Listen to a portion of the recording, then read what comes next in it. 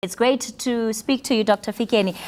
Firstly, let's just begin here. I mean, as we talk, we see that the council in Nelson Mandela Bay is meeting. It's officially been opened, and it's a monumental day for Ethel Trollip and the DA. But it also points to what we're expecting to see in Tshwane and perhaps even in Johannesburg. What do you make of all of this? Well, I do think that it is substantively important and symbolic in a sense, because for the first time the DA is going to be ruling metros outside the Western Cape, where it was always said that it was able to do so because of a unique demographic outlook of the Western Cape. But secondly, there are some subtleties that we should read into some of these agreements because they differ from place to place.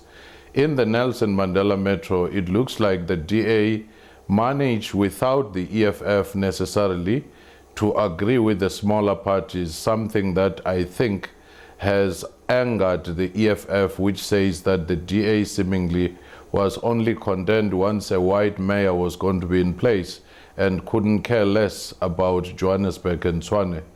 And in the case of Tshwane, I do think that the chemistry between the mayor, incoming mayor of the DA and the EFF and the other parties seem to be working very well.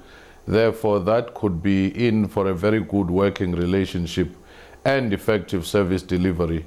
Whereas in Johannesburg, if Herman Mashaba is put in, I do think that EFF will try to make sure that he has a very difficult time in each one of his plans because there seemed to be no good chemistry and no love lost between him and the leaders of the EFF.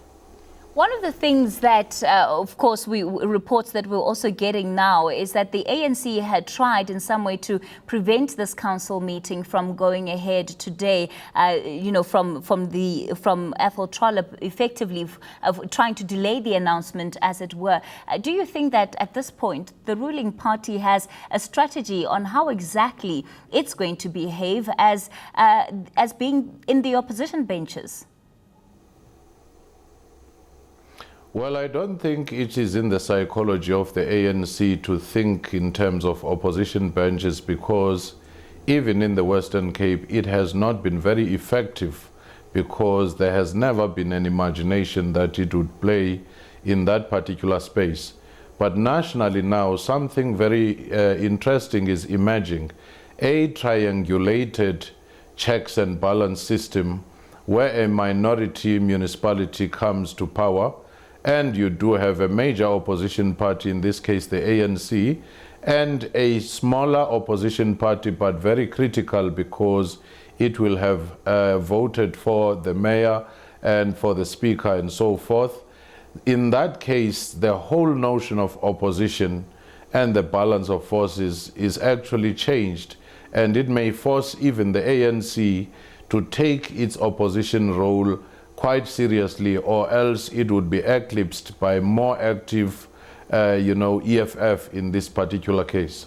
Speaking of the EFF, one of the things that its leader Julius Malema has said is that they want the ANC to feel the pain of choosing Jacob Zuma as its leader, given it was one of the conditions for any agreements where coalitions are concerned. The sense that one gets is that there was no room for that conversation to take place, if what Malema is saying is anything to go by, Dr. Fikeni. At this point, do you think that when reflecting on the issues, especially also when we look at what came out of the NEC meeting this past weekend, that the ANC collectively looks at part of the problem that it faces as also being about the president?